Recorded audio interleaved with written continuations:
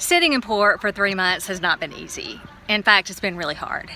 In particular, it was really difficult sitting on the hard for 6 weeks while Seefalke was being stripped down to its bare bones and then repainted. We had to go up and down the ladders every single day. We had to hoist the Seadogs up and down the puppy crane every day, and we had to endure heavy construction every single day. We also were working really hard for our clients every day, and so it was no vacation. But in the end, we've finally completed all our projects, and Seefalke is in ship shape, and we are ready to get back to sea. But first, we want to give you a rundown of all the projects that we completed while we were here.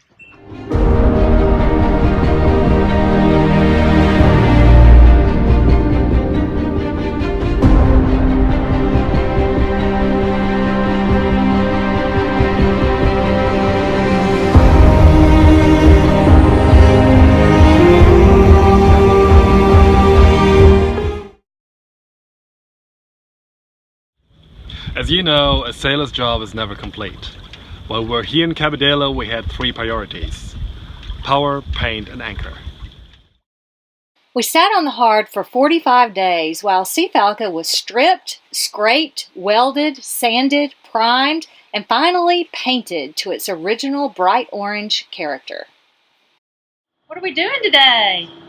Are we going to make Seefalke orange today?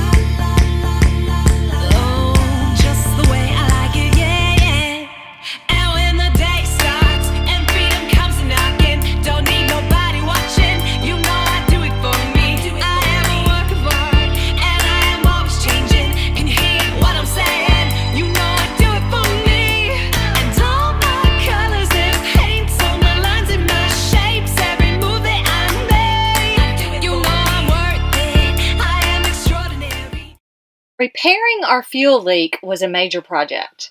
After heavy welding and sealing, we were able to secure the tank and refuel from the canisters.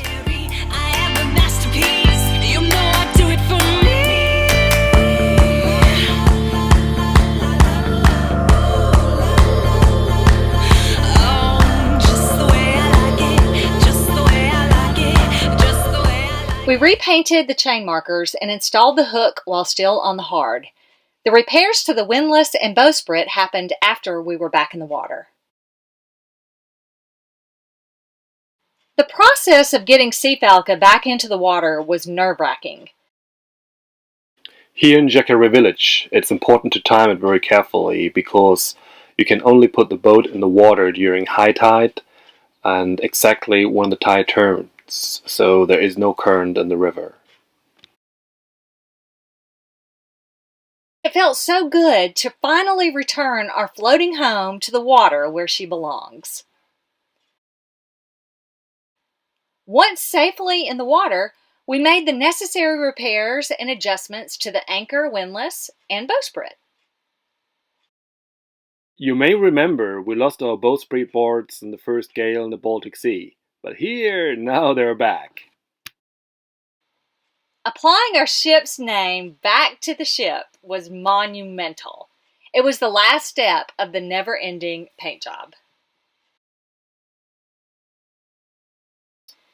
We completed the solar panel structure while back in the water and rigged the dinghy davits. This was a major project because I wanted to reuse the mast for the wind generator, and I wanted the structure for the solar panel to double as dinghy davits so that we could get the dinghy off the deck and get more space on the deck. But knowing that this one big solar panel in the stern would not be enough, I wanted 2 more solar panels on each side of the boat. They should have a design that allows them to fold them up to the sun when you're at anchorage or in port, or fold them down and secure them during the time at sea. The mechanism works perfectly, and in my head there are already all sorts of ideas how to automate the folding up and folding down procedure. But for now, I'm happy with the additional solar power, and when we fold up the solar panels, we double the solar energy that we can harvest from these solar panels.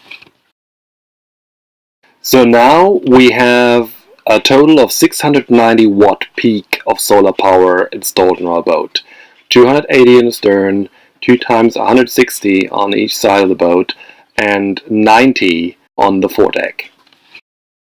Together with the wind generator, we're now completely independent from any outer source of energy.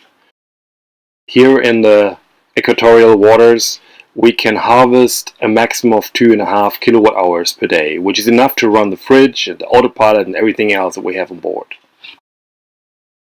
We also welded a support for the dinghy motor to create some much needed extra room on the stern.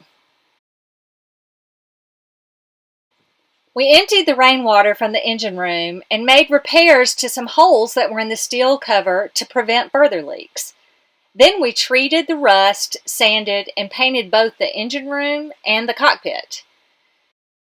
We had handmade cockpit cushions created from the same material we used for the lazy bag.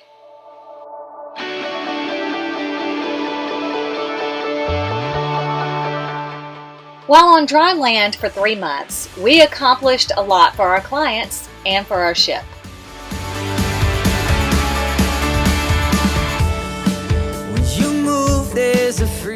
Now it was time for the final details, like provisioning and organizing for the next sailing adventure. Of the season, yeah, you were built for mid-July. You got the glow of the sunset. You got the rush of the ocean waves, burning high like it's wanted. We took a short break to visit some of the gorgeous beaches in this part of Brazil.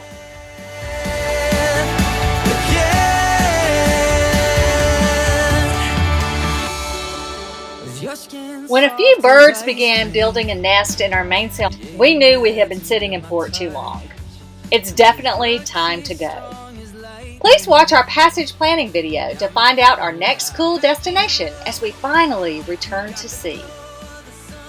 If you like this video, please give it a thumbs up and subscribe to our channel. And please check out our website and all our cool Patreon rewards.